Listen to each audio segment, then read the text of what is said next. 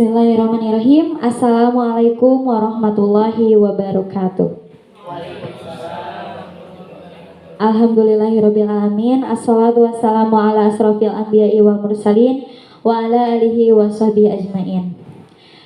Pertama-tama yang terhormat Bapak Kepala SDN 2 Sukarasa, yang terhormat Bapak Ibu Guru SDN 2 Sukarasa.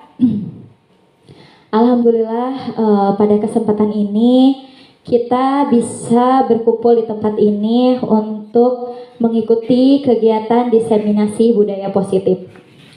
Nah, Bapak dan Ibu, kegiatan ini dilakukan sebagai bentuk salah satu pemenuhan tugas yang ada pada modul 1, yaitu modul mengenai filosofi Ki Hajar Dewantara, salah satunya adalah budaya positif.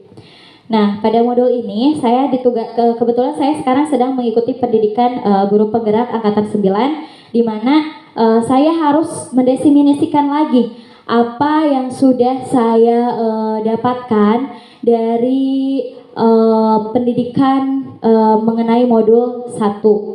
Selain itu, mendefinisikan juga apa-apa yang sudah saya implementasikan di kelas mengenai budaya positif. Nah, Bapak dan Ibu, jadi di sini saya bukan bermaksud, mohon maaf ya Bapak dan Ibu, saya bukan bermaksud untuk ingin menggurui atau merasa saya lebih tahu dari Bapak dan Ibu ya. Tapi di sini kita sama-sama sharing, berbagi pengalaman saja, gitu ya Bapak Ibu. Baik, siap Bapak Ibu? Baik, sebelum kita mulai ke pemaparan yang ingin saya sampaikan, mohon kiranya kepada Bapak Kepala Sekolah untuk memberikan terlebih dahulu sambutannya. Kepada Bapak Kepala SDN 2 Sukarasa, waktu dan kehormatan kami persilakan. Bismillahirrahmanirrahim. Assalamualaikum warahmatullahi wabarakatuh. Alhamdulillah, terima kasih atas kesempatannya. Puji serta syukur mari kita sama-sama panjatkan kehadirat Allah Subhanahu wa taala, yang mana alhamdulillah pada siang hari ini kita bisa berkumpul di tempat ini dalam rangka mengikuti pemaparan diseminasi budaya positif dari guru kita yang statusnya sebagai calon guru penggerak yang sedang mengikuti diklat kurang lebih 6 bulan ya. Dan pada hari ini terima kasih Bapak Ibu Guru sudah hadir menyempatkan waktu untuk menyerap, sharing, dan sekaligus meningkatkan kompetensi kemampuan kita dalam hal melaksanakan tugas sebagai guru.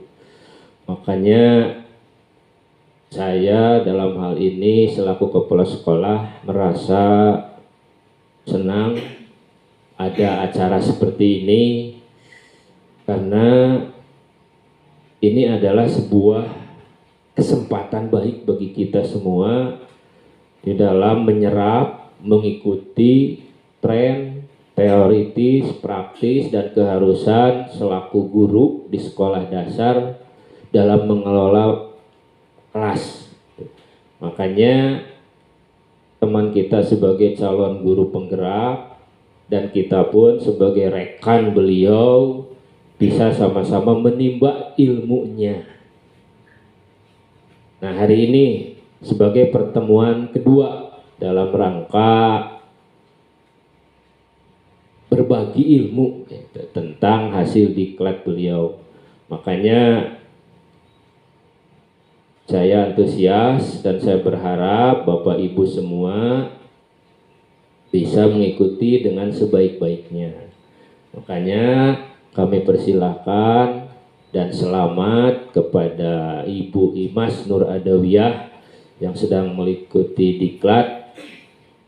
Saya persilakan seleluasanya untuk melanjutkan acara diseminasi ini, dan kepada guru-guru, Bapak Ibu guru semuanya, selamat mengikuti acara ini. Semoga lancar dan berhasil dan berberkah, menambah ilmu bagi kita semua. Itu saja sebagai sambutan dan arahan sekaligus harapan dari kami dalam acara diseminasi budaya positif ini.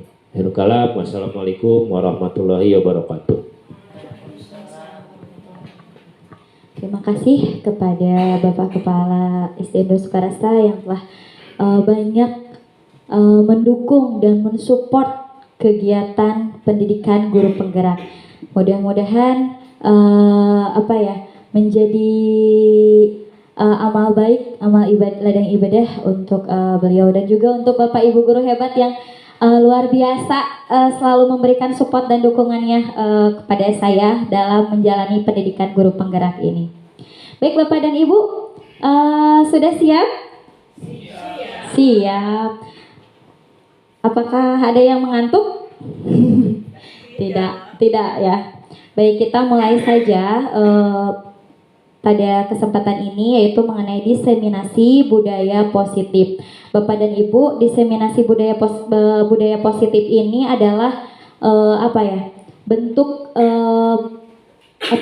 implementasi dari modul 1 yang ada pada pendidikan guru penggerak ini. Salah satunya adalah modul 1.4, yaitu mengenai budaya positif. Gitu.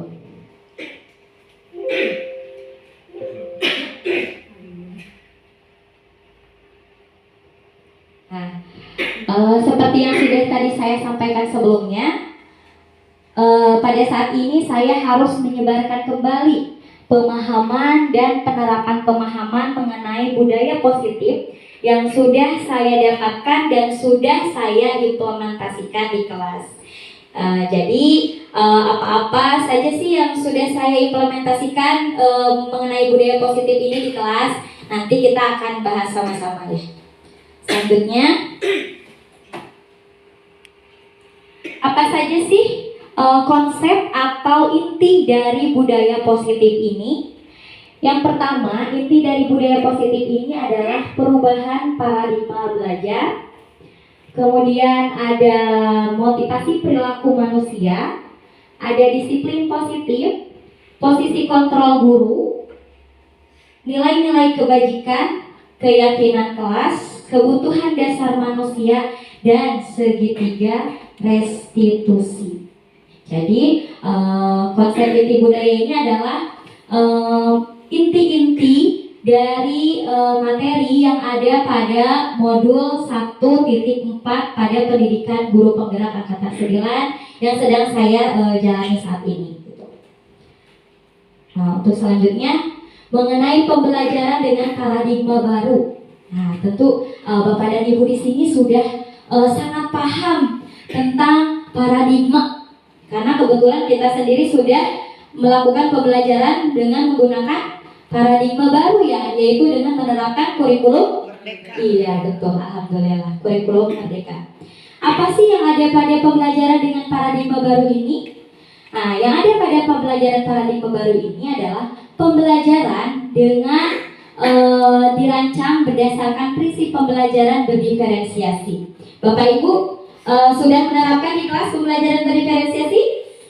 Sudah ya, karena kebetulan kita sudah mengimplementasikan kurikulum Merdeka. Jadi kata berdiferensiasi ini mungkin sudah tidak asing lagi ya, bahkan sudah sangat familiar bagi kita.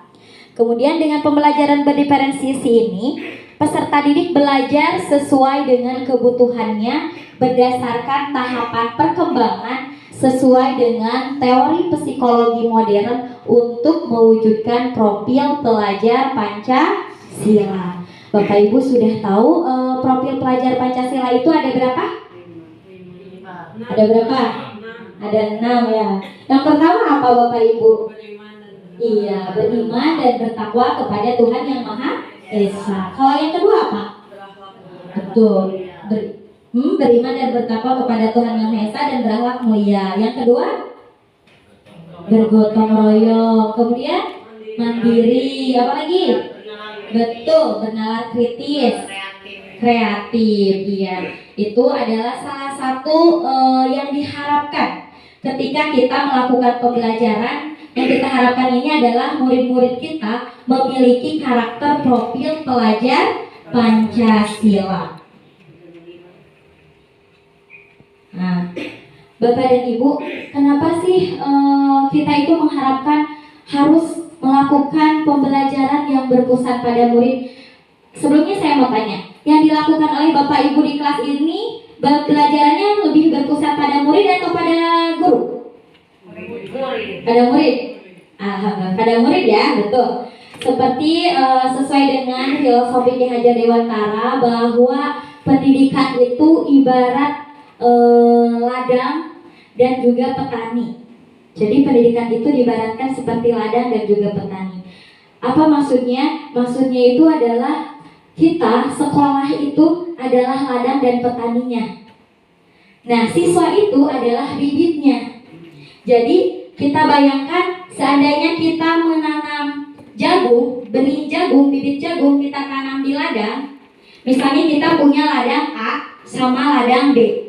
Ladang A kita tanami jagung, ladang B juga kita bibitnya jagung, gitu Bapak Ibu. Tapi petaninya, kalau yang A, petaninya itu rajin menyiram, rajin memberikan pupuk, terus tumbuh di ladang yang subur, gitu. Kalau untuk ladang yang B, petaninya ini gak suka menyiram tanamannya, terus gak memberi pupuk. Kira-kira yang akan tumbuh subur ladang yang apa yang ladang yang B, Bapak Ibu? Ladang yang A, betul. Jadi itulah yang akan terjadi pada murid-murid kita. Diibaratkan seperti petani. Kita itu posisinya seperti petani, Bapak dan Ibu. Tugas kita adalah menyirami, memupuk murid-murid kita, menuntun murid-murid kita supaya muncul motivasi, bakat mereka, minat mereka itu muncul. Kita bisa tidak Bapak dan Ibu, ketika kita menanam jagung, apakah yang kita tanam itu tumbuhnya menjadi kedelai? Tidak. Pasti ketika kita menanam jagung yang tumbuhnya apa? Jagung. Berarti Bapak dan Ibu, kita itu tidak bisa memaksakan kodrat yang ada pada anak. Makanya ketika kita melakukan pembelajaran, kita itu harus menyesuaikan dengan kodrat alam dan kodrat zaman peserta didik. Karena anak-anak itu tidak bisa ketika kita menanam jagung, kita tumbuh menjadi padi, tidak bisa.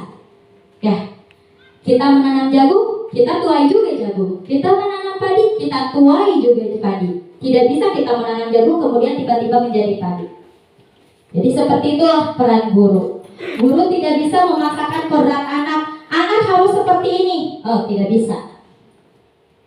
Tugas guru hanya menuntun dan menumbuh kembangkan kodrat yang ada pada anak. Jadi kita tidak bisa merubah anak. Kodratnya harus begini, tidak bisa. Gitu ya, seperti diumpamakannya tadi. Ibaratkan kita menanam jagung, yang kita petiknya juga adalah jagung. Itu merupakan pembelajaran dengan paradigma baru mengenai filosofi Ki Hajar Dewantara. Oke Bapak dan Ibu, sebelum kita lanjutkan ke materi berikutnya, coba Bapak Ibu sekarang tuliskan, atau nggak usah dituliskan deh, Bapak Ibu sekarang bayangkan di tangan Bapak Ibu ini ada sesuatu yang sangat berharga, sesuatu yang sangat berarti, sehingga Bapak Ibu tidak ingin orang lain itu tahu. Bagaimanapun orang lain itu tidak boleh tahu ini punya saya. Coba Bapak Ibu sekarang boleh tidak saya minta berpasangan dulu deh. Bapak boleh dengan Ibu misalnya, atau Ibu dengan Bu Tuti dengan Bu Ima ya. Ya boleh berpasangan. Biasanya gini, Bu Tuti ini genggam tangan Bu Tuti. Kemudian dari situ coba tugasnya adalah bayangkan bahwa Bapak dan Ibu itu menyimpan sesuatu yang sangat berharga di dalam kepalan tangan Bapak dan Ibu. Kemudian Bapak dan Ibu perlu untuk menjaga kepalan tangan tersebut sampai sekuat tenaga lepas. Nah, kemudian ini kan berpas kanan tadi. Yang temannya yang satunya lagi, misalnya Bu Ima nih ke Bu Tuti. Bu Ima ini berusaha untuk membuka kepala tangannya Bu Tuti.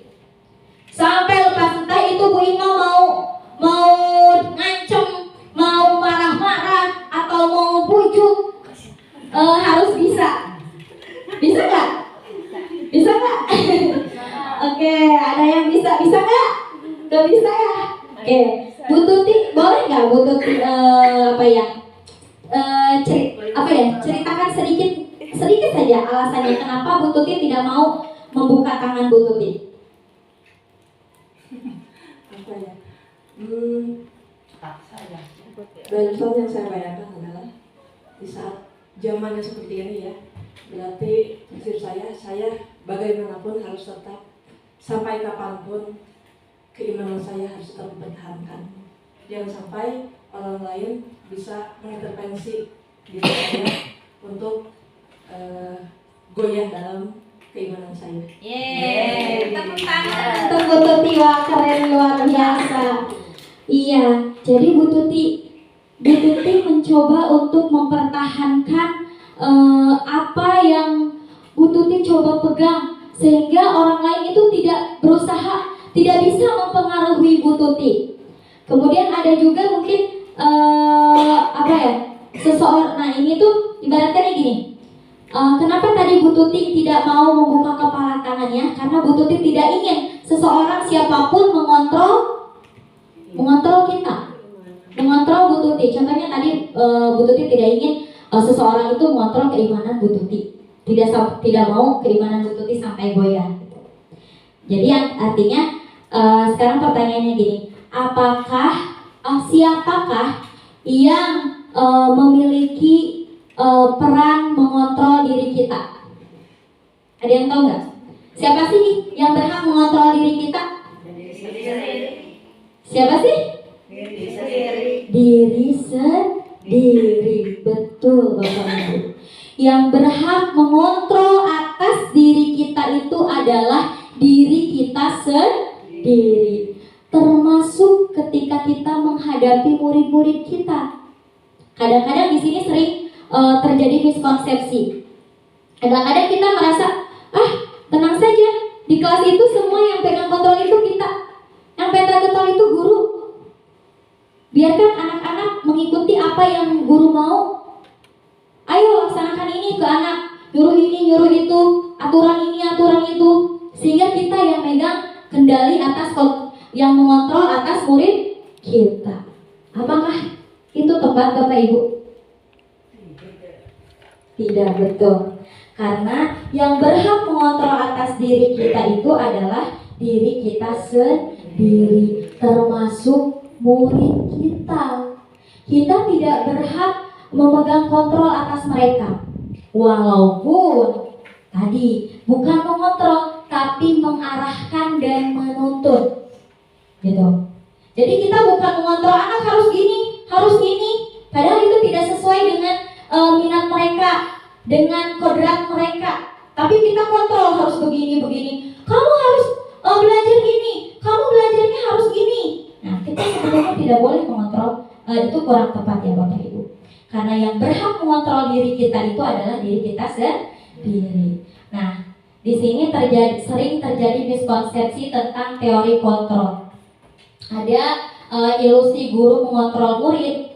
Seperti tadi yang sudah saya jelaskan, terkadang guru itu bahwa murid itu guru yang kontrol. Padahal sebetulnya ketika kita sedang mengontrol murid itu bukan mengontrol. Misalnya nih, gini, misalnya Bu Nunung misalnya nyuruh anak, kamu kerjakan piket, misalnya anaknya tidak mau piket, ya udah kamu udah ada jadwal piketnya ya. Nah, tapi anaknya nggak mau. Kita bukan berarti kita mengontrol anak sampai mau, bukan. Tapi karena anak tersebut mengizinkan kita untuk apa? Bukan mengontrol ya Bapak Ibu, tapi tadi mengarahkan. Karena anak itu sendiri yang mengizinkan kita. Jadi kalau anaknya yang ngizinin, dia nggak akan mau. Jadi gitu. Jadi posisi kontrolnya itu bukan ada pada diri kita, tapi karena memang orangnya sendiri. Contoh tadi ketika Bu Tuti tadi membuka kepala tangannya, terus tadi Bu Cucu misalnya membuka kepala tangannya. Bu Cucu bisa saja membuka kepala tangan Bu Cucu, tapi bukan karena dikontrol oleh Bu Tuti, tapi karena memang Bu Cucu mau membuka kepala tangan Bu Cucu. Begitupun dengan murid. Kita jangan merasa guru ini berhak mengontrol murid, tapi karena memang muridnya sadar gitu. Jadi kita itu tugasnya hanya menuntut, itu bukan mengontrol. Anak harus seperti ini, harus belajar ini, gitu dituntut. Makanya tadi ada pembelajaran berdiferensiasi, itu berpihak pada murid. Kemudian untuk selanjutnya ada mengubah paradigma stimulus respon ke pendekatan teori kontrol. Jadi dari tadinya stimulus respon ini kita mencoba mengubah orang berpandangan sama dengan kita. Nah, kadang kita gitu ya Bapak Ibu ya. Kita ini jadi guru tuh egois, maunya anak itu sama aja, rata gitu, maunya anak itu nurutin kita terus. Nah ini yang harus mulai kita ini kan ya, ego kita ya Bapak Ibu ya. Nah, kita rubah ke teori kontrol. Kita berusaha memahami pandangan orang lain tentang dunia. Jadi kita jangan menguasai anak itu harus gini-gini, tapi kita coba pahami kemauan anak itu seperti apa. Anak maunya apa? Minatnya apa? Karena posisi kontrolnya ada di mereka, bukan di kita. Jadi bukan kita mengubah orang supaya sama pandangannya dengan kita, tetapi kitalah yang harus mencoba memahami orang itu, gitu, termasuk memahami murid. Kemudian perilaku buruk dilihat sebagai suatu kesalahan. Nah, di sini terkadang kita melihat anak yang nakal ya Bapak Ibu di kelas, kamu udah Ibu peringatin, jangan gini. Udah aja ngejudge anak itu jelek, anak itu bandel, anak itu badung dan lain sebagainya. Padahal sebetulnya Bapak dan Ibu, kita itu paradigmanya itu inilah yang dinamakan paradigma baru.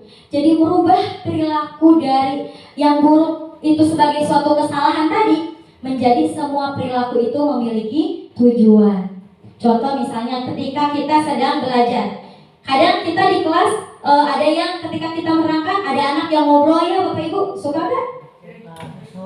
Sampai kalau di SD banyak ya Bapak Ibu ya, ada yang suka ngobrol, atau ada juga ketika kita ngasih tugas anaknya malah lari-lari. Gitu betul. Tapi Bapak dan Ibu, kita itu jangan menjadi si itu mah dia mah mau nakal, bandel, tudek cicing.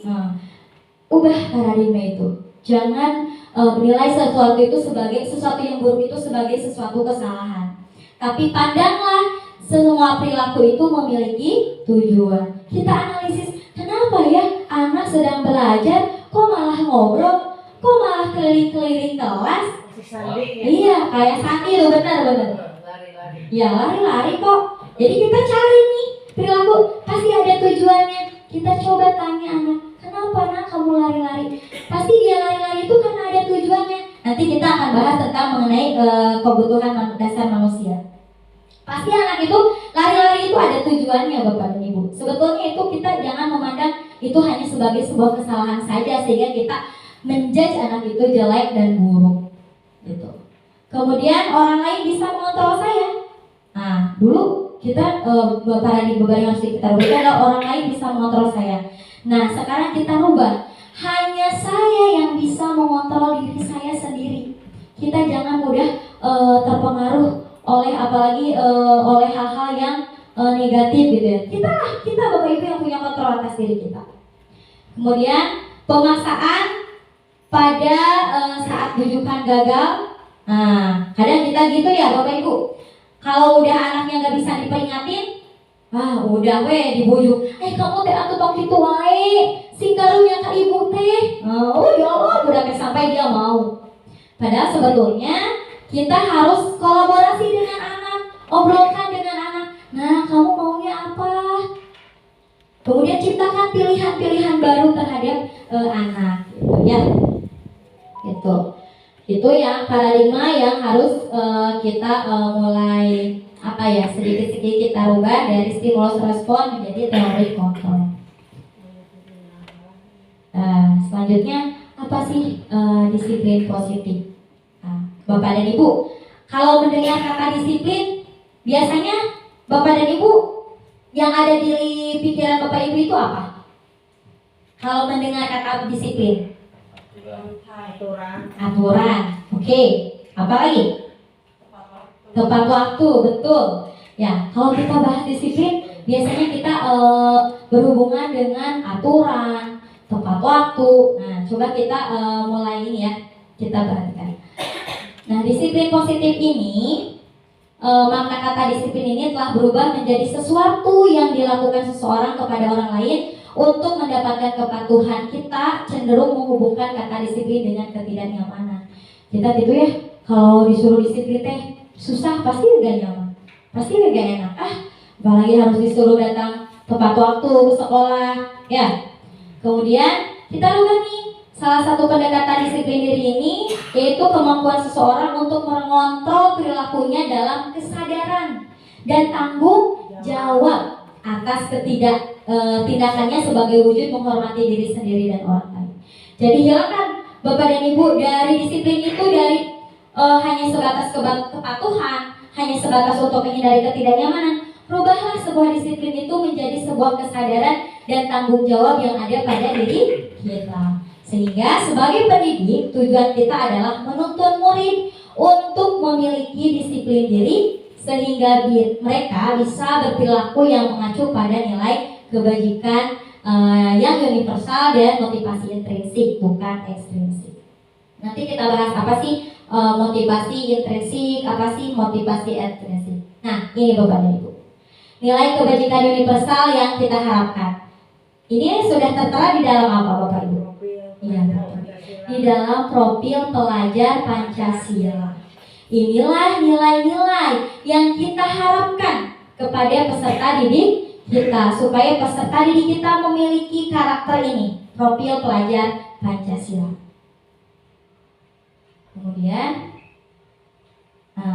nah tadi kita menuju ke kebutuhan dasar manusia.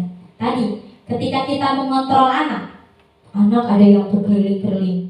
Kita tadi harus merubah paradigma sesuatu yang buruk itu salah, menjadi kita analisis itu sebagai pemenuhan kebutuhan. Contoh tadi, ketika anak berkeliling-keliling di kelas, janganlah kita menilai itu sesuatu hal yang buruk, sesuatu hal kesalahan yang ada pada murid kita. Tapi justru malah kita harus cari tahu pasti itu adalah suatu bentuk upaya mereka untuk memenuhi kebutuhan dasar mereka. Nah, apa sih kebutuhan dasar itu? Kebutuhan dasar itu adalah unsur-unsur yang dibutuhkan oleh manusia dalam mempertahankan keseimbangan fisiologi, psikologis yang tentunya bertujuan untuk mempertahankan kehidupan. Kemudian ada 5 kebutuhan dasar Bapak Ibu. Nah, untuk kita menerapkan budaya positif, yang pertama harus kita rubah itu tadi, paradigma kita dari stimulus respon menjadi teori kontrol. Itu dulu yang kita rubah. Kemudian dari merubah paradigma itu, kita harus tahu mengenai 5 kebutuhan dasar manusia. Tadi kan kebutuhan dasar manusia itu adalah tujuannya untuk memenuhi, ya, untuk memenuhi kebutuhan hidupnya, kesehatannya, psikologisnya, fisiknya, gitu. Jadi ada 5 kebutuhan dasar. Yang pertama, kebutuhan bertahan hidup. Nah, bertahan hidup itu apa sih yang dibutuhkan? Makanan. Apalagi Bapak Ibu? Iya, pakaian. Bapak Ibu, tempat tinggal, keamanan, kesehatan. Kita butuh ini semua? Butuh. Ini kebutuhan dasar kita Bapak Ibu? Iya, sama Bapak Ibu, murid-murid kita butuh bertahan hidup ini butuh, bukan cuma gurunya yang butuh, tapi juga murid-murid kita. Kemudian rasa kasih sayang dan diterima. Nah, dalam kasih sayang dan rasa diterima ini, anak itu ingin ada perasaan rasa ingin diterima oleh gurunya, ingin dipedulikan. Iya betul, tuh Ibu guru kan udah ini langsung ada muridnya sana. Kemudian kerjasama dan menjadi bagian dari kelompok. Jadi Bapak dan Ibu, kita sama-sama ya memahami kebutuhan dasar yang ada pada murid kita. Contoh nih, sekarang sedang digemborkan anak harus sarapan dari rumah ya. Kita harus memperhatikan fisik anak. Ketika anak tidak fokus belajar, kita tidak bisa menjadi kamu kok ngantuk di kelas, kamu kok kamu kok nggak fokus. Kita analisis dulu, kenapa anak ini bisa nggak fokus. Kita tanya, kalau loyo anaknya, kamu nggak semangat belajar padahal ibu udah kasih ice breaking, udah kasih apa, loyo terus. Boleh nggak bapak ibu kita marah-marah gitu? Boleh nggak? Boleh, nggak boleh. Nah, ketika kita melihat yang loyo di kelas, kita analisis, kita tanya, nah, kamu kenapa? Kok belajarnya loyo? Kok gak semangat? Anak itu pasti bakalan jawab, ya bu, tadi aku gak sarapan di rumah. Loh, kok gak sarapan? Ya bu, tadi saya buru-buru. Berarti anak itu membutuhkan apa? Iya, kebutuhan dasarnya makanan. Berarti kebutuhan hidupnya tidak terpenuhi, makanya belajarnya loyo gitu Bapak Ibu ya. Kemudian ada rasa kasih sayang dan diterima. Anak itu mau Bapak Ibu diterima oleh kita, mau dipedulikan, mau atau istilahnya Bu dianggap. Kadang kita kalau mendeskripsikan anak itu, kita kadang yang pinter aja gitu kan, kadang-kadang ya dulu, tapi kalau sekarang udah enggak ya, udah ada paradigma baru. Dulu kita ini yang didekati itu si A aja, si B emang udah dibiarin, apalagi yang nggak bisa baca, yang nggak bisa nulis, udah kamu mah ditinggalin sama ibu Maya, ini terus. Enggak, justru iya tuh senyum, kalau yang merasa mah senyum. Iya, kita menginikan anak, udah situ mah udah gak bisa, dia mah di papan gitu, bisa udah meninggal pintar, ayo yang pintar, atau kan jadi yang pintar makin pintar.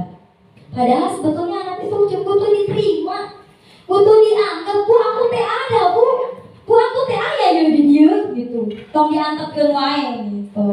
Jadi ketika bapak ibu mengacukan anak, berarti bapak ibu anak itu tidak terpenuhi kebutuhan dasarnya. Kemudian ada penguasaan. Penguasa ini harga diri, keinginan untuk dianggap, memimpin, berpresentasi atau diakui, didengar. Didengar. Harga diri. Kadang kita kalau Bapak Ibu, saya mau tanya, kalau ada anak nih yang nggak bisa jawab, biasanya kita gimana di kelas? Dicarekan. Betul. Bapak Ibu lah dicarekan.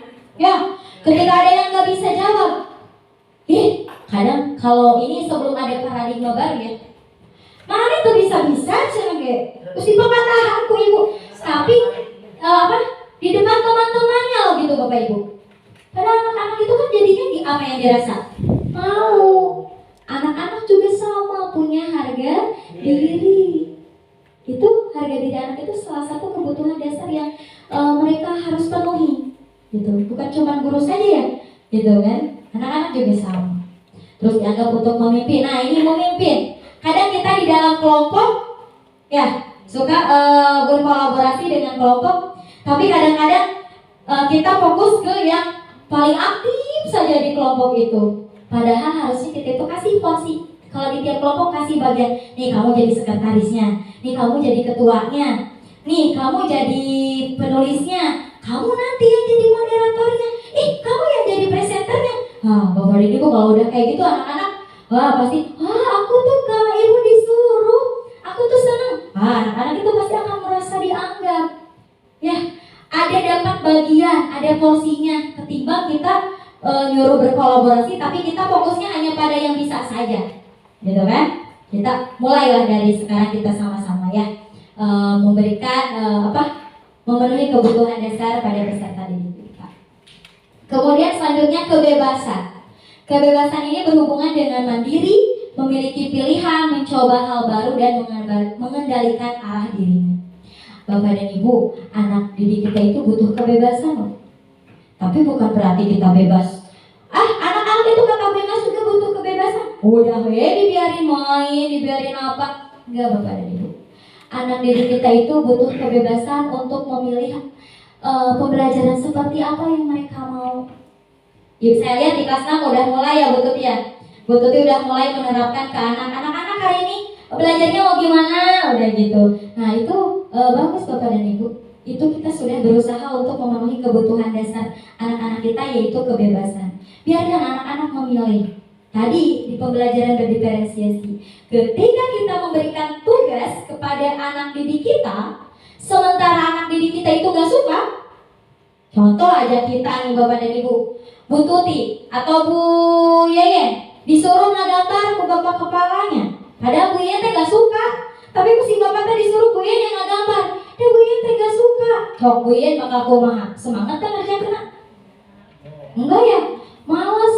Tapi ketika kita nyuruh, nah coba deh kamu buat apa aja yang kamu mau, boleh berbentuk video, boleh berbentuk lagu, kamu boleh nyanyi, apa aja boleh. Anak bakal senang nggak?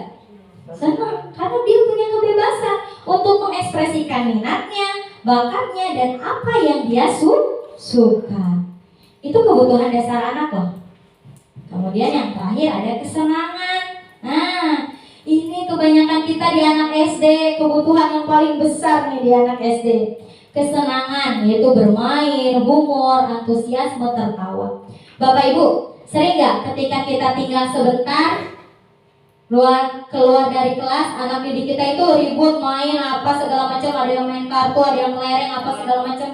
Ada nggak Bapak Ibu? Selalu. Kita biasanya langsung marah ya. Pas masuk lagi, tiba-tiba di ruangan berantem. Kamu ini tadi ditinggal kan? Gus kebalaan duit, Gus. Gitu. Wah, ABCD sampai Z itu tuh anak. Ngerostos sesuka kita. Jadi menganggap sesuatu itu salah kan, sebuah kesalahan. Padahal sebetulnya Bapak dan Ibu, anak-anak kita itu sedang memenuhi kebutuhan dasarnya. Ya, mencari kebahagiaan. Mungkin Bapak dan Ibu, kita atau saya ya, ketika anak murid saya, ketika saya menerangkan dia malah ngobrol, mungkin metode yang saya sampaikan kurang tepat gitu. Jadi apa yang intinya, poin pentingnya, apa yang dilakukan oleh murid-murid kita adalah salah satu bentuk untuk memenuhi kebutuhan dasar mereka gitu. Jadi mulai Bapak Ibu, paradigmanya dirubah ya. Siap? Siap mau apa-apa deh? Tahu, bagus tahu. Oke, selanjutnya. Kita dari kebutuhan dasar ini nyambung ke motivasi perilaku manusia. Motivasi perilaku itu sendiri adalah proses dorongan baik, itu internal maupun eksternal, yang mendorong individu dalam melakukan suatu tindakan atau perilaku tertentu. Tadi ada motivasi intrinsik, ada motivasi ekstrinsik. Apa saja sih motivasi perilaku manusia? Nah, ada dua Bapak dan Ibu. Ada motivasi ekstrinsik, ada intrinsik. Ketika kita melakukan sesuatu pasti tadi untuk memenuhi kebutuhan dasarnya, atau ada motivasi dalam diri gitu. Contoh saya sekarang, contoh misalnya Bapak Ibu tadi makan siang, udah makan siang Bapak Ibu?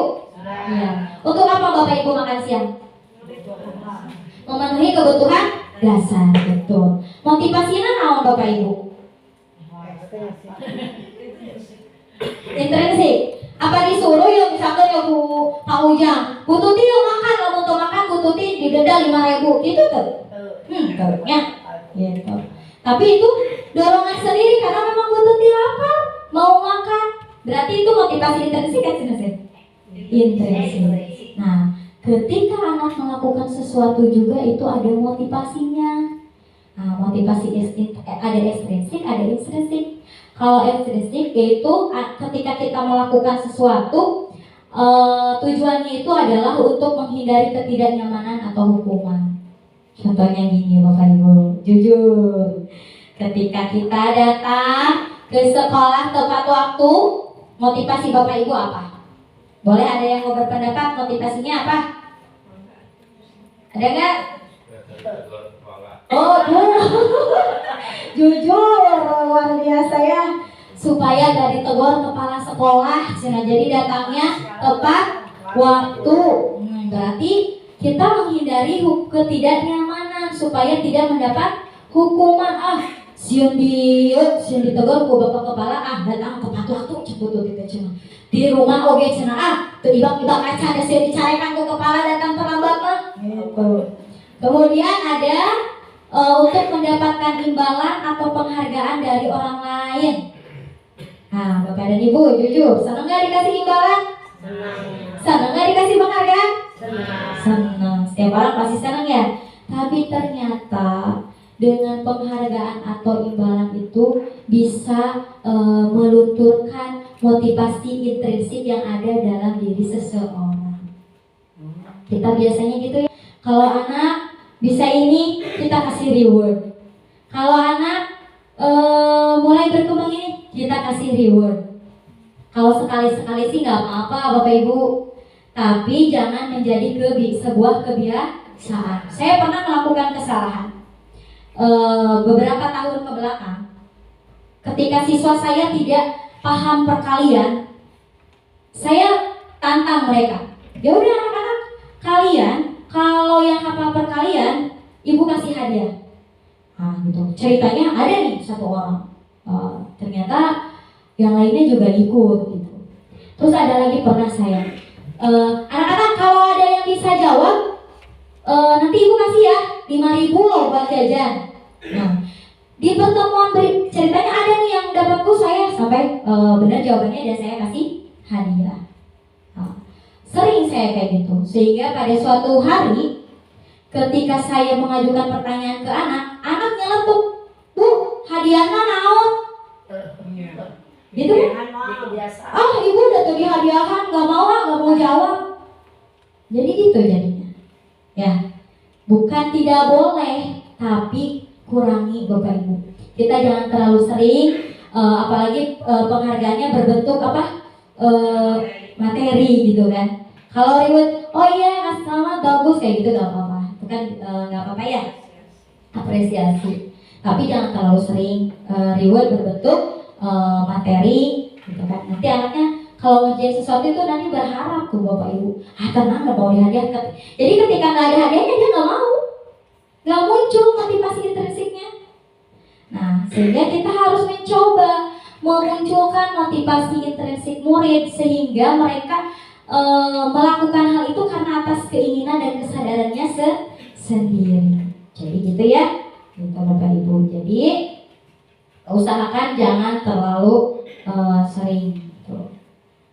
Nah, kemudian ada 5 posisi kontrol. Nah, dari tadi Bapak Ibu dari motivasi, tadi kita harus berusaha memunculkan motivasi intrinsik siswa, sehingga siswa melakukan sesuatu itu karena memang atas kesadaran dirinya, bukan atas karena dia takut hukuman, takut gak dapat hadiah. Enggak Bapak dan Ibu ya. Tapi terkadang ya kebanyakan murid kita itu tidak melakukan sesuatu, misalnya kayak kita kasih PR. Mereka mengerjakan PR itu kenapa?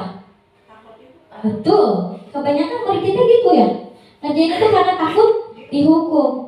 Nah, bagaimana caranya kita supaya pikiran paradigma seperti itu hilang di anak, supaya mulai perlahan muncul bahwa ini loh kita mengerjakan PR ini sebagai tugas kita, kewajiban kita, tanggung jawab kita. Muncul kesadaran dari diri mereka. Tapi mungkin memang tidak mudah ya. Tapi kita usahakan sama-sama belajar sedikit demi sedikit memunculkan motivasi intrinsik yang ada pada diri anak. Nah, sehingga ke posisi kontrol guru.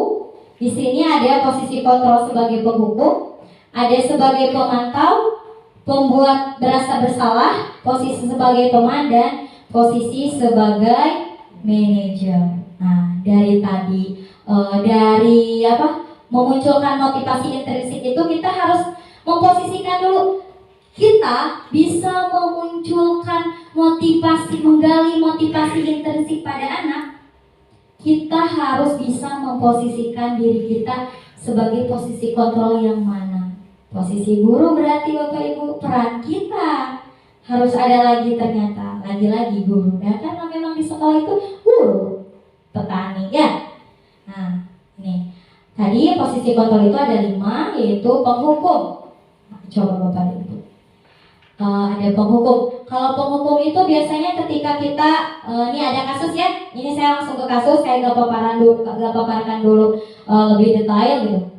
Nih, misalnya ada kasus. Kasusnya itu murid tidak mengerjakan PR. Tadi posisi kontrol itu ada berapa Bapak Ibu? Ya, 5. Ada sebagai penghukum, pembuat rasa bersalah, sebagai teman, pemantau, dan manajer. Ketika kita menemukan murid yang tidak mengerjakan PR, jika kita memposisikan sebagai penghukum, yang kita lakukan apa? Kamu gak mengerjakan PR? Hormat, kata bendera itu keluar. Langsung menghukum, tanpa nyari tahu kenapa sih anak bisa gak ngerjain PR. Kita langsung aja hukum anak. Biasanya gitu ya. Tidak mau tahu anak gak ngerjain PR kenapa, langsung aja kita hukum. Nulis 2 lembar hubungan mengerjakan PR. Itu posisi kita sebagai penghukum. Rasa gak Bapak Ibu kita ngelakuin itu? Enggak. Saya merasa dulu. Kemudian jika kita memposisikan sebagai pembuat rasa bersalah itu akan beberapa kali Ibu harus memberitahu kamu selalu saja mengecewakan Ibu, mengecewakan, sehingga anak, Allah si Ibu kecewaun, pasti si Ibu sedih, pasti yang timbul anak itu gimana? Iya, merasa bersalah, ya, akan merasa bersalah dia. Jadi bukan langsung dia tidak akan menemukan bagaimana caranya untuk memperbaiki kesalahan itu, karena dia udah down duluan.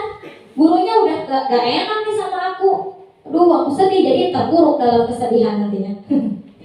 Kemudian ada posisi sebagai teman. Nah, kalau teman ini biasanya gini, contoh yang tadi. Ayo dong ikuti aturan sekolah, tolong bantu ibu ya sekali ini. Ya sudah, tidak apa-apa, lain kali jangan sampai berbuat seperti ini lagi ya. Jadi dengan ekspresinya itu gak tegas. Kamu naon? Itu sih jujur ya, saya terkadang sering memposisikan saya sebagai teman.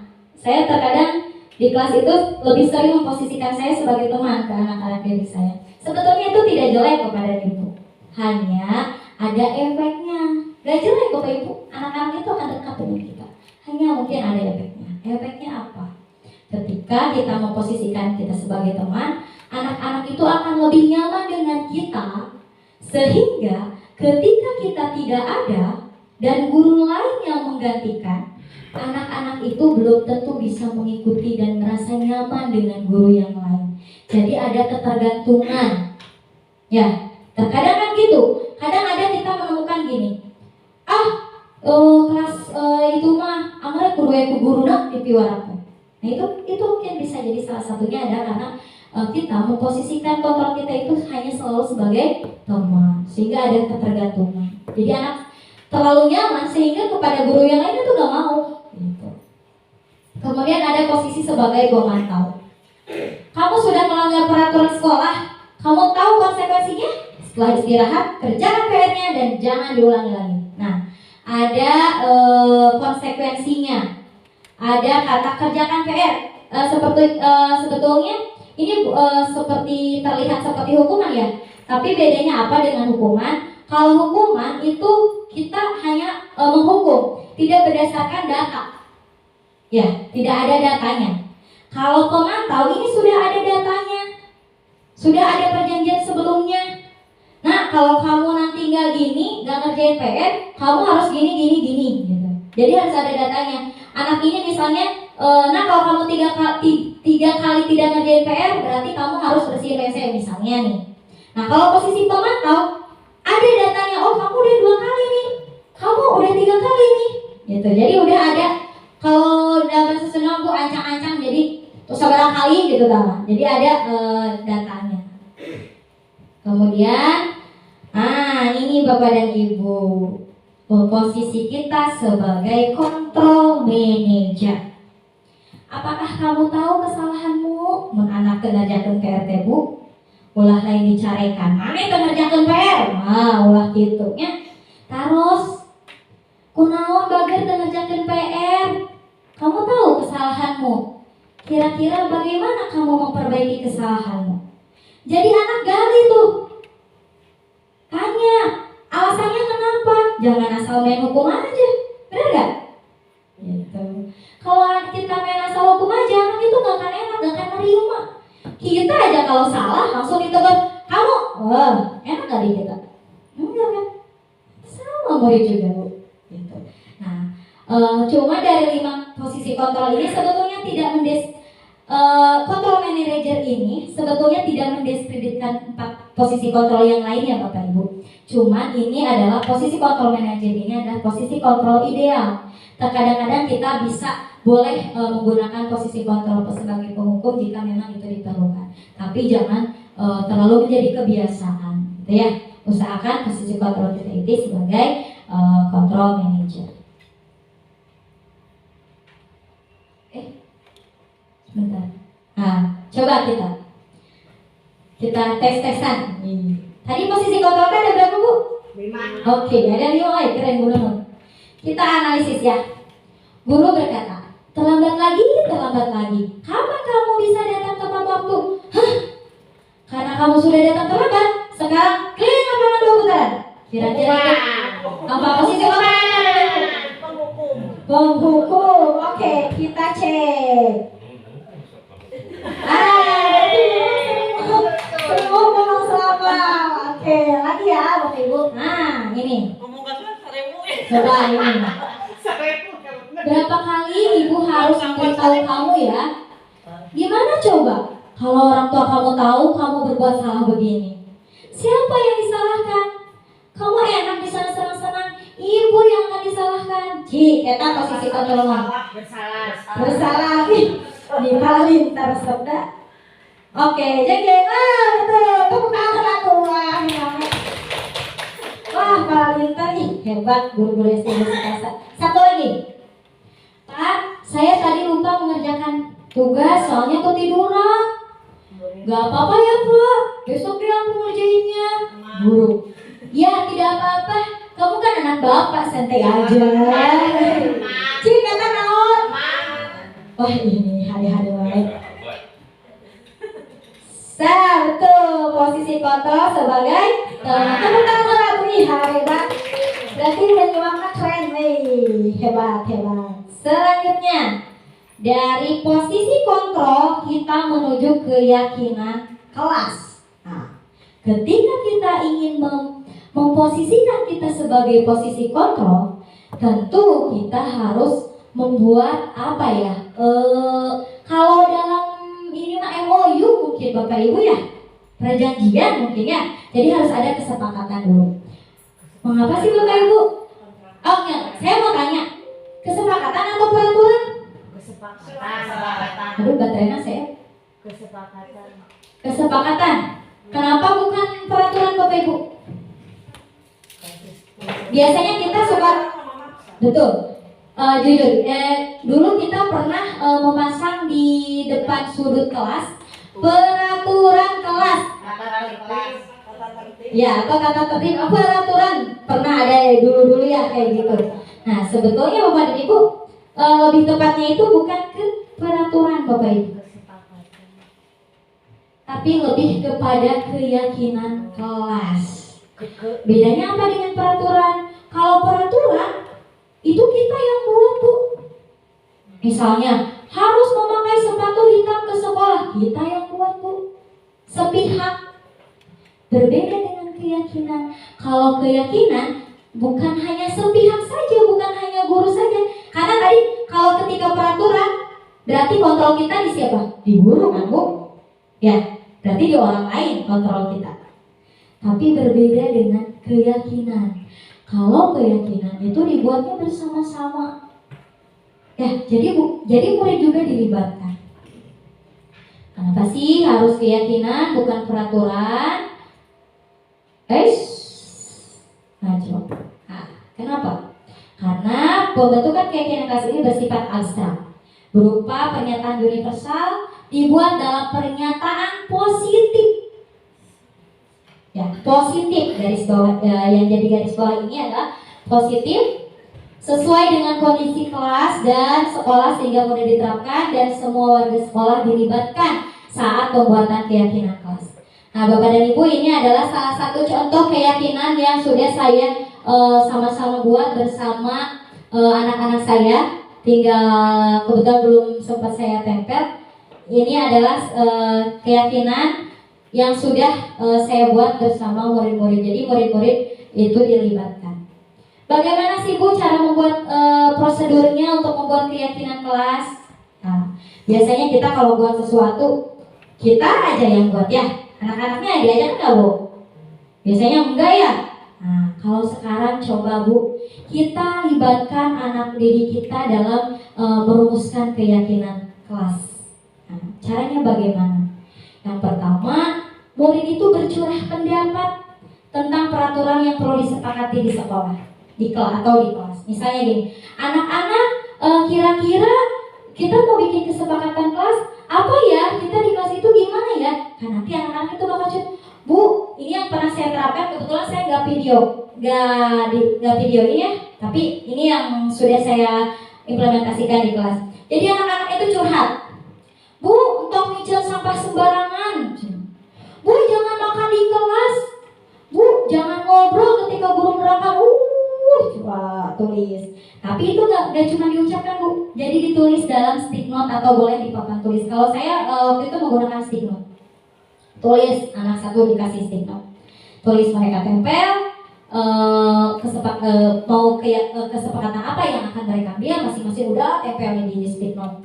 Kemudian nanti kita susun. Udah dari stick note itu kita lihat nih, anak-anak kan kadang ada yang sama ya. Anak A dengan anak B kadang sama isinya teh, buang tidak buang sampah sembarangan, kadang sama. Nah, kita analisis, lihat, nah susunlah dan gantilah kalimat dalam bentuk negatif menjadi positif. Anak-anak kan gitu bikinnya ya.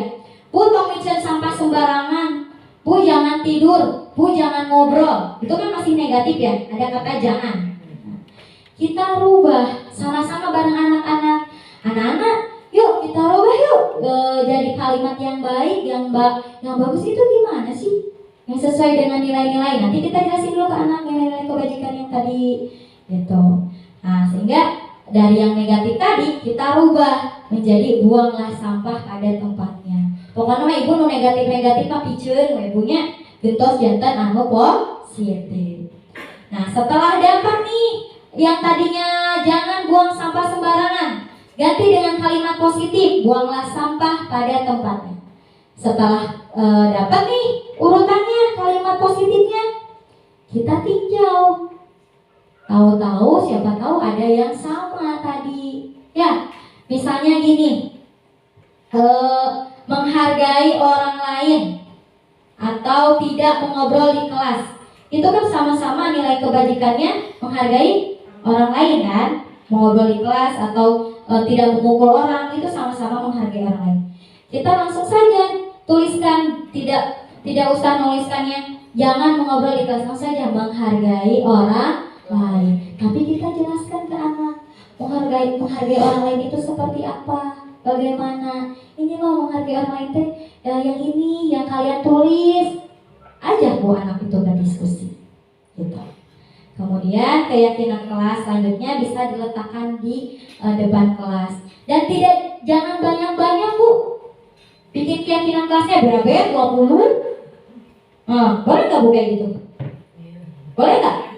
Kalau kurang tepat ya nggak boleh malahan. Jadi kalau kita membuat keyakinan kelas terlalu panjang, anak itu jadi nggak paham, jadi liurut. Mau mana itu keyakinan kelas teh?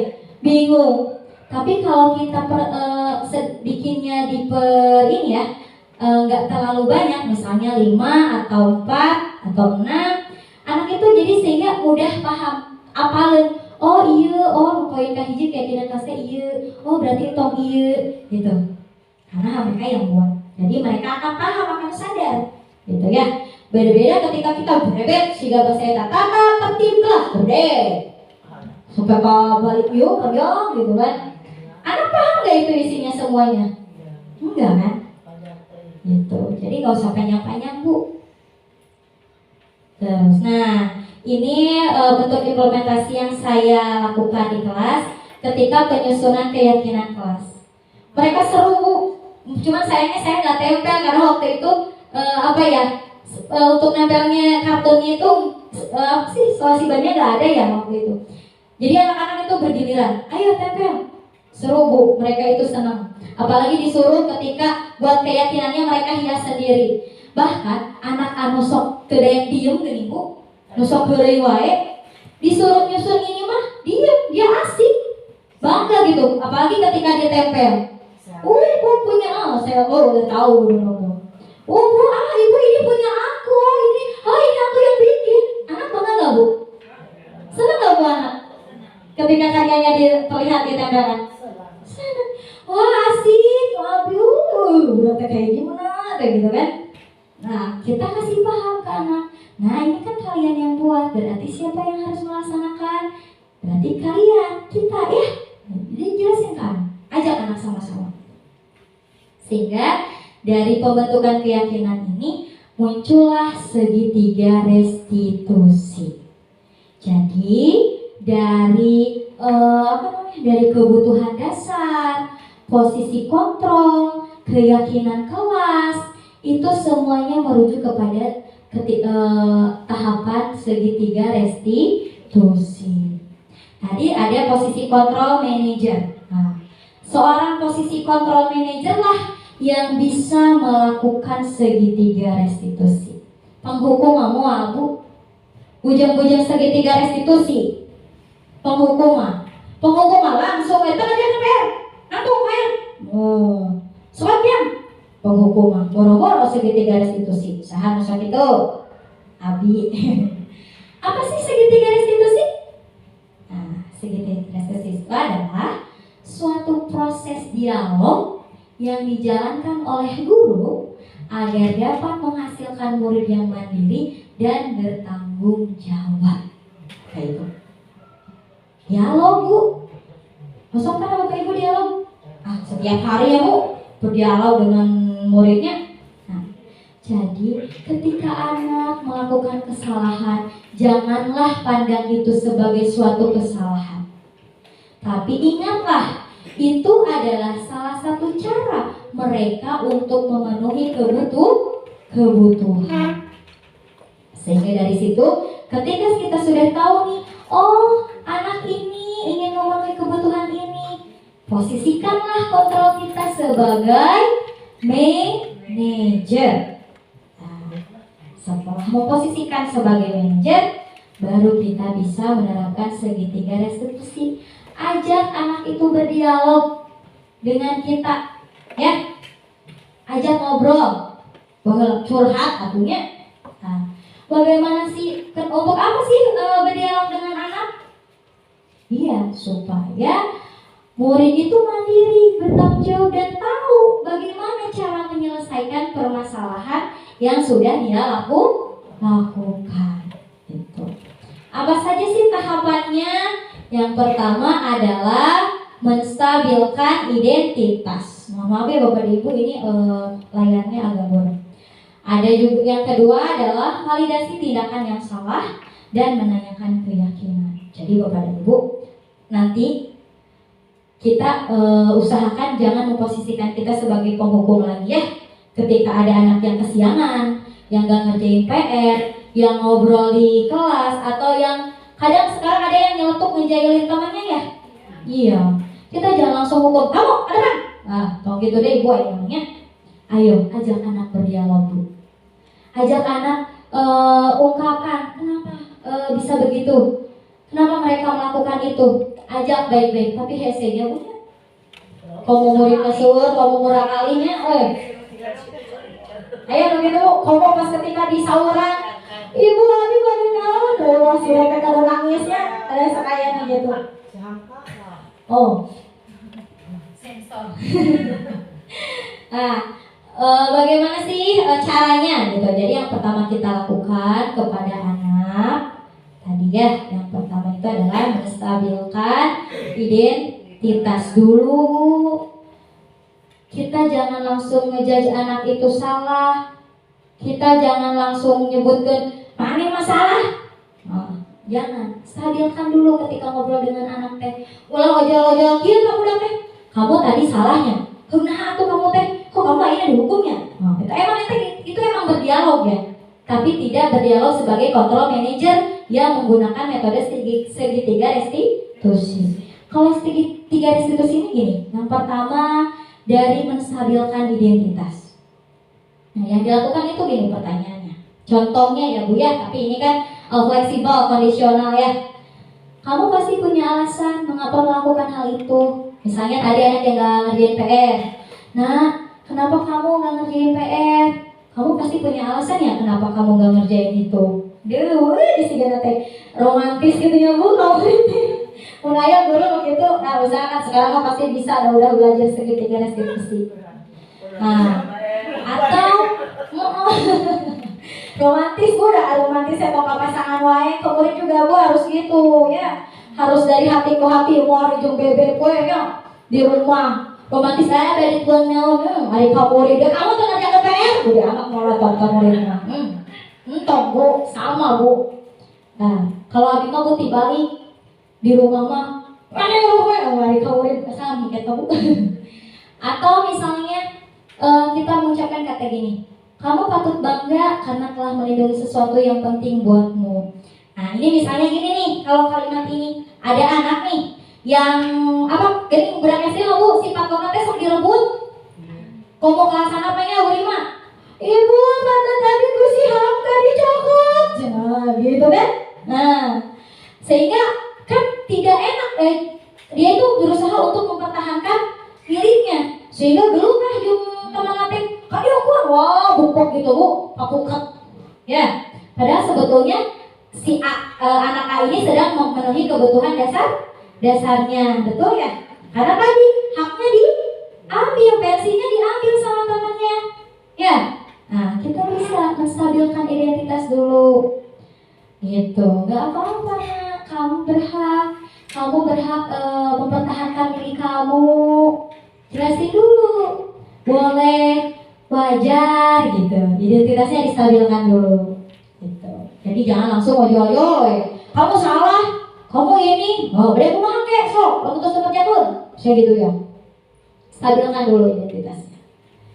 Nah, setelah itu yang tahapan yang kedua adalah menanyakan keyakinan.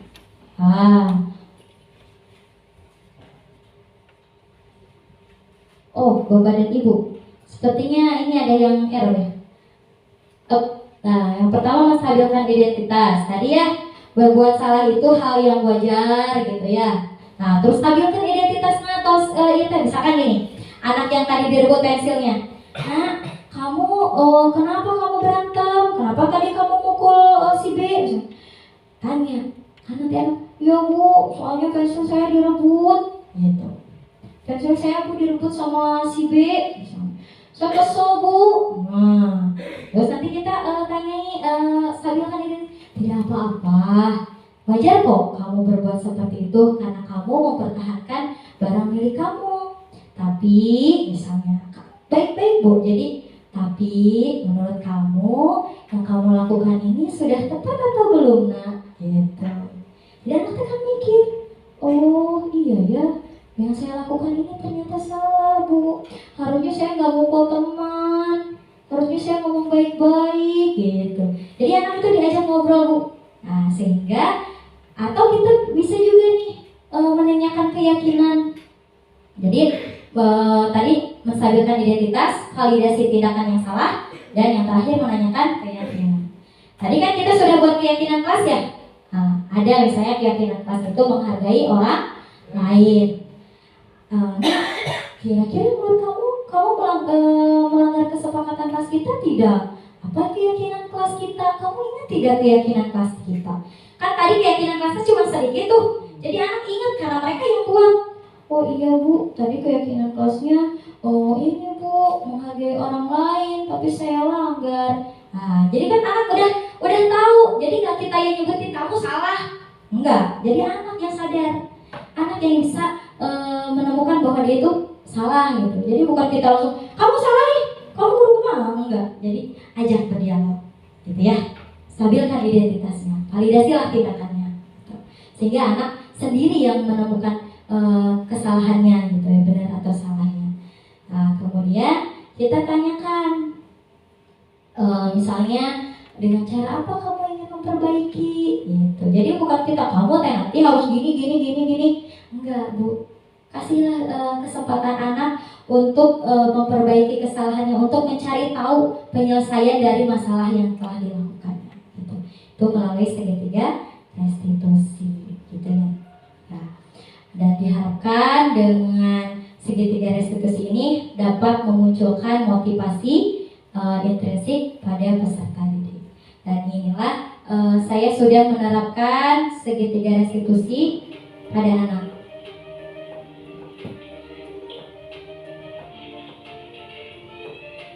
Ini adalah salah satu siswa yang terlambat sekolah. Mungkin Pak Ibu sudah kenal ya. Jadi ini terlambat ke sekolahnya.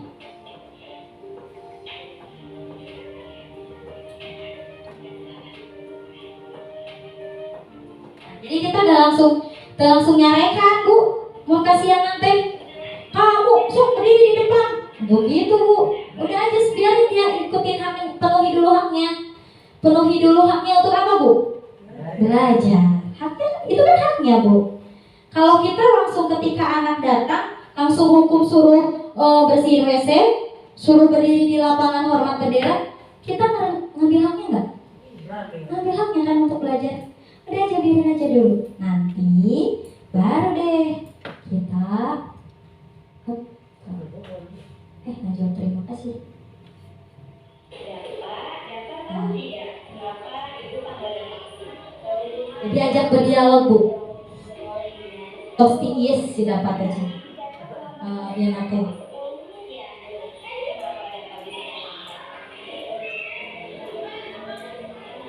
ini salah satu untuk menstabilkan identitas. Tuh. Jadi dari identitas yang salah, ya, jadi ke identitas benar gitu. Jadi jangan langsung judge anak itu salah.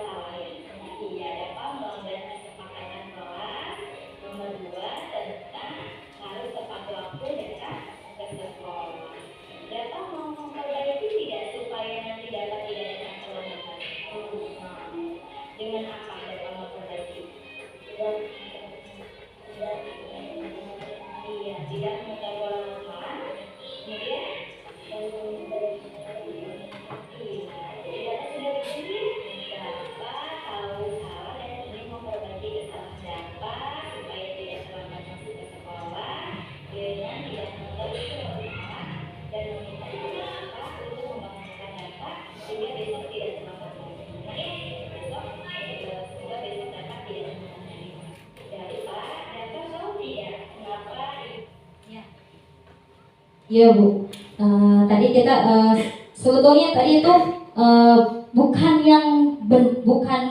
benar gitu Bu, tapi sedikitnya kurang lebih seperti itu. Kalau sempurna tadi ya itu hanya contoh. Kalau sempurna itu wah pasti Bapak Ibu bisa melakukan hal yang lebih baik lagi. Seperti tadi ketika anak datang terlambat kita langsung nggak langsung hukum anak, suruh berdiri atau suruh apa, tapi kita ajak anak berdialog. Dari hati ke hati, kenapa nak? Cari tahu alasannya, sehingga dia yang menemukan kesalahan. Oh, saya salah, saya kesiangan itu karena saya nonton TV-nya larut malam. Jadi dia yang anak yang menemukan sendiri gitu. Kemudian anak juga yang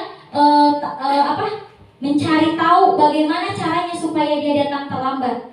Jadi dengan seperti itu akan muncul motivasi intrinsik ketika murid itu melakukan sesuatu. Gitu ya Bapak dan Ibu, siap untuk mengurangi posisi kontrol menghukum? Siap. Kita sama-sama belajar ya Bapak Ibu ya. untuk menerapkan budaya-budaya positif di sekolah maupun di kelas gitu Bapak dan Ibu.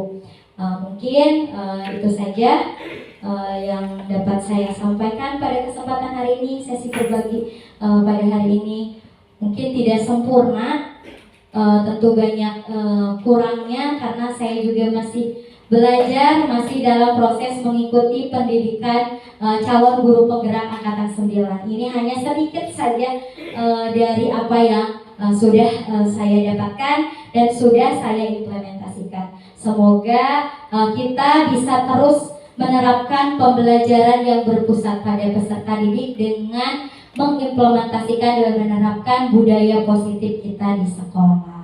Mungkin itu Bapak dan Ibu, terima kasih atas waktu dan kesempatannya. Semoga bermanfaat dan menjadi amal ibadah bagi Bapak dan Ibu yang berkenan hadir dan mengikuti kegiatan destinasi ini. Wabillahi taufiq wal hidayah. Wassalamualaikum warahmatullahi wabarakatuh.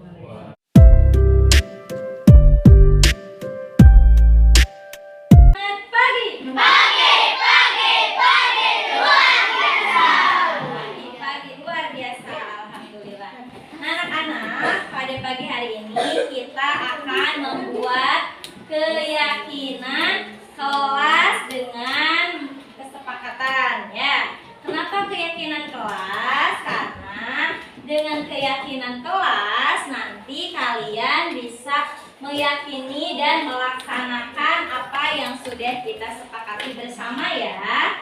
Nah, kalian sekarang tuliskan pada stick note yang sudah Ibu bagikan tadi. Apa sih yang mau kalian sepakati di kelas kita? Misalnya membuang sampah pada tempatnya. Kalian tahu nggak membuang sampah pada tempatnya itu supaya apa? Bersih. Ya, supaya bersih. Nah, kalau kalian yang membuatnya, nanti kalian akan meyakini dan akan melaksanakan hal tersebut. Paham? Sekarang kalian coba tuliskan pada kertas stick note yang sudah Ibu bagikan tadi. Boleh apa saja bebas, kalian mau nulis apa. Coba.